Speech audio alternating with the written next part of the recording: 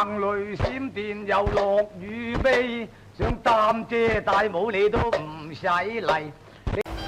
所以每逢行雷閃電，佢就出現喺處叫喊。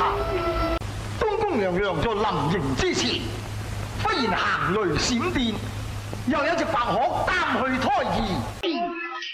巴閉個行嗌雷。小東，而家行雷閃電啊！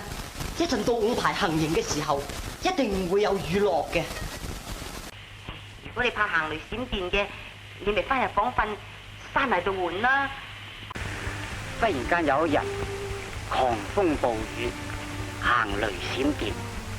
唉，師兄，琴晚狂風大雨，行雷閃電，幾乎啊傷害咗我呢顆心愛嘅梅花添。點知行到呢度呢，見到行雷閃電。你哋趁住行雷閃電嚟捉我啊！你哋仲害我唔夠啊！